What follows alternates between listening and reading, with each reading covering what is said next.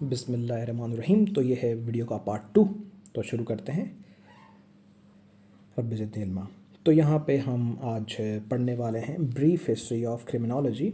इसके ऊपर भी एक टॉपिक था, वो था क्रिमिनोलॉजी और डेविएंस का। तो डेविएंस आप ये समझ लें कि ऐसा बिहेवियर जो सोसाइटी एक्सेप्ट नहीं करती, जो कि ख़िलाफ़ होता है social norms, values and beliefs के, तो उसको हम डेविएंट एक्ट कहते हैं। इसमें एक मिसाल भी है जो कि मैं आपको बता दूंगा, तो फिर आपको उसको समझने में आसानी होगी। जैसे कि एक बंदा है, डूब रहा है, और उसको दूसरा बंदा देख रहा है कि ये डूब रहा है, और जो देख रहा है उसको तैरना भी आता है, लेकिन वो बचाता नहीं है उस बंदे को, और बंदा डूब के मर जाता है। तो जो बंदा देख रहा था, विटनेस कर रहा था, उस पर कोई भी पनिशमेंट लागू नहीं होगी। लेकिन जो लोग उससे मिलेंगे, उसको देखेंगे, उसको कहेंगे तुमने गलत किया, तो ये डेविएंट बिहेवियर है, एक समझा जाता है। मतलब ऐसी चीज़ें जो कि सोसाइटी एक्सेप्ट ना करे, उनको वो डेविएंट बिहेवियर कहा जाता है। लेकिन कभी कभी ये भी होता है कि यहाँ पे एक एग्जांपल है कि जैसे कि रिक्रिएशनल ड्रग्स हैं, मैरिजुआना है, उसको हर कोई गलत समझता है, और कहाँ कहाँ ये इलीगल भी है, लेकिन मेजॉरिटी ऑफ द लोगों ने इसको इस्तेमाल किया हुआ है, लेकिन फिर भी इसको गलत समझते हैं। तो मतलब डेविएंट बिहेवियर आप समझ लें कि वो जो कि सोसाइटी को अच्छा ना लगे, वो डेविएंट बिहेवियर होता है। तो हम अपने टॉपिक के पास वापस आते हैं। हम बताने वाले हैं ब्रीफ हिस्ट्री ऑफ क्रिमिनोलॉजी।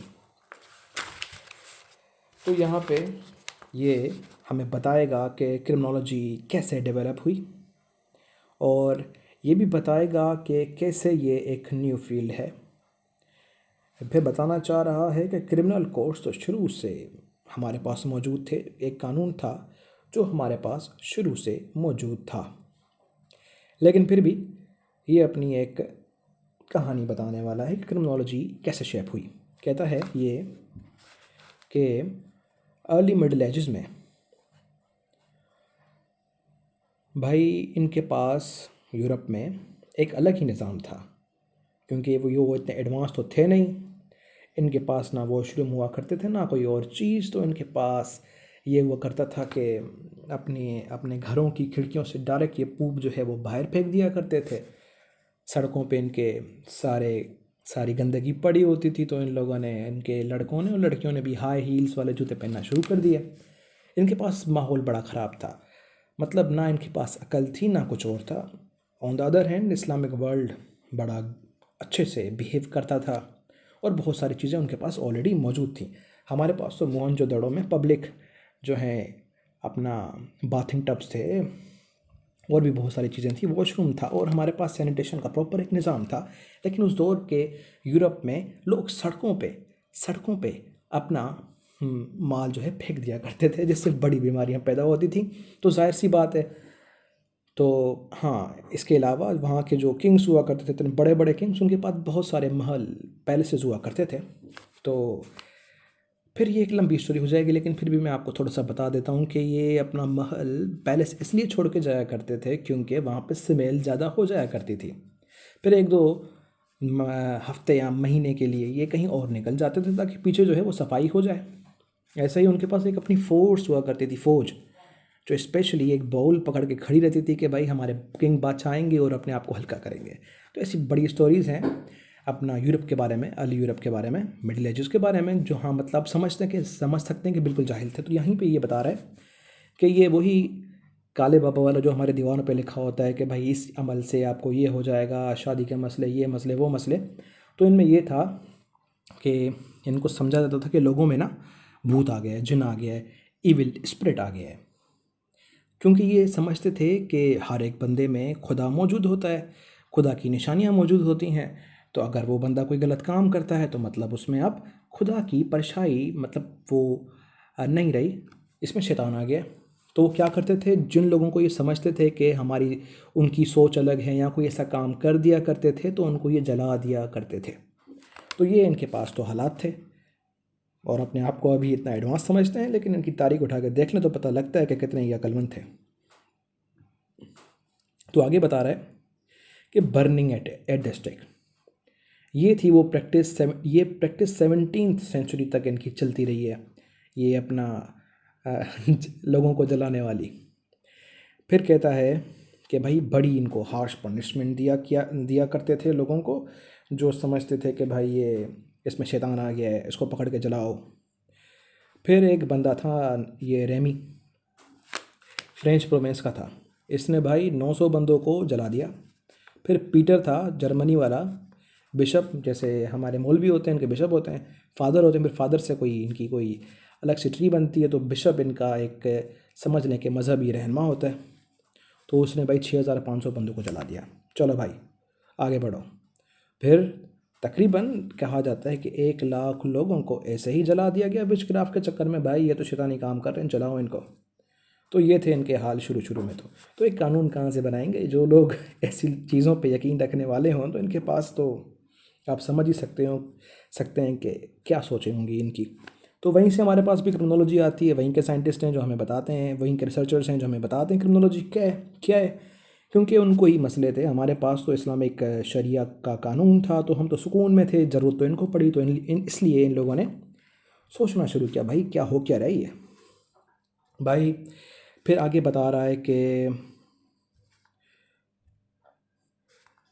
कह रहा है कि commonly believe that some families जो अपना जिनका बच्चा सही पैदा नहीं होता, जिसको हम स्पेशल चाइल्ड कहते हैं, उनको फिर कहने लगे कि भाई ये तो इन्फीरियर ब्लड का नतीजा है, मतलब इनके खून में कोई ब्लू ब्लड नहीं है, तो मतलब ये छोटे खून वाले बंदे हैं। जैसे अपने हिंदुओं में कॉन्सेप्ट होता है कास्ट का, ये अपने ब्राह्मण, शूद्र, क्षत्रियास, एक और भी है पता नहीं क्या है, खैर वो।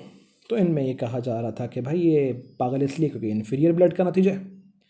सब छोड़ें, इनकी ही अपनी ही एक तकरीबन लेगेसी रही है कि ये मतलब ब्रदर एंड सिस्टर में मैरिज किया करते थे। तो इनकी एक पॉइंटी किस्म की ना, ये क्या कहते हैं इसको, फेस टाइप इनका बन गया था, क्योंकि ये बार बार अपने फैमिलीज़ में शादियां कर रहे थे, तो इनकी डिफॉर्मेशन हो गई थी इनके चेहरों तक की ना। तो इनके अलग अलग किस्से हैं, ये आपको यूरोपियन हिस्ट्री में ज़्यादा सुनने को मिलेंगी, लेकिन हमारा फोकस यहाँ पे क्रिमिनोलॉजी पे है, तो बातें लंबी होती जाएंगी, इसलिए वापस आते हैं टॉपिक पे। तो ये कह रहा है कि तुम जुर्म करो ना करो, तुम्हें टॉर्चर ऐसा करेंगे कि भाई तुम मान जाओगे कि हाँ तुम ही मुजरिम हो। ये तो पाकिस्तानी पुलिस वाला काम लग रहा है। It was common practice to use cruel में tortures and to extract confessions. और जो कन्विक्टेड थे कि भाई इन्होंने चोरी की है, उनको भी बड़ी खतरनाक सज़ाएं मिला करती थी, विपिंग, ब्रांडिंग, मैमिंग, और मार भी दिया जाता था। ज़्यादातर जो भी जुर्म थे उनको सज़ाए मौत मिला करती थी, और जो कानून था उसने मतलब कोई डिस्टिंक्शन सी, कोई फ़र्क ही नहीं रखा था ना भाई, कोई चोर है या कोई खूनी है, दोनों को सज़ाए मौत मिलेगी।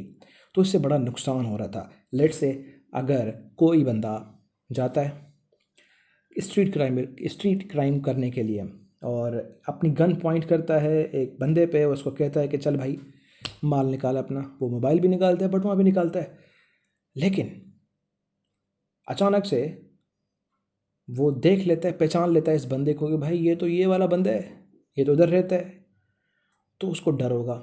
या लेट से नहीं भी पहचानता, उसको डर होगा, जो अपना क्रिमिनल होगा सोचेगा यार अगर इस बंदे ने मुझे पहचान लिया तो मैं तो सज़ाए मौत हो जाएगी, मुझे तो बड़ा नुकसान हो जाएगा। तो वो बंदा क्या करेगा, चोरी भी करेगा, उल्टो उसको कत्ल भी कर देगा, क्योंकि उसको पता है अगर मैं चोरी में भी पकड़ा गया तो भी मारा जाऊंगा, कत्ल करते हुए पकड़ा गया तो भी मारा जाऊंगा। तो फिर वो जो क्रिमिनल होते हैं ना, वो इस अंदाज से सोचते हैं कि जो मैं एक्ट कर रहा हूँ उसका मुझे क्या बेनिफिट मिलेगा और क्या पेन मिलेगा।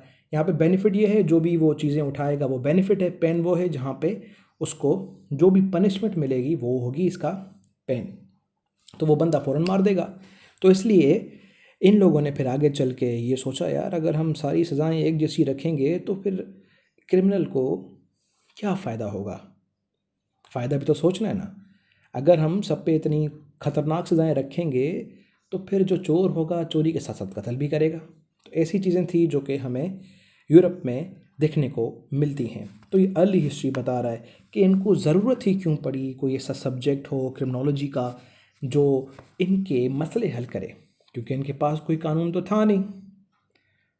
इसलिए ये मजबूरन ऐसी चीज़ें सोचा करते थे कि यार कुछ ऐसा आ जाए मार्केट में कि हमारे पास ऐसे कानून बन जाएं कि हम इस जो है विशक्राफ्ट वाले काम को और ये अजीब सी चीज़ों को ना एक फॉर्मलाइज्ड वे में मतलब कंडक्ट करें और इतना ज़्यादा नुकसान ना हो आम आवाम को कि फ़जूल में बस मारे जा रहे हैं, जलाए जा रहे हैं। तो फिर आगे चल पे इस पे डिस्कस करेंगे।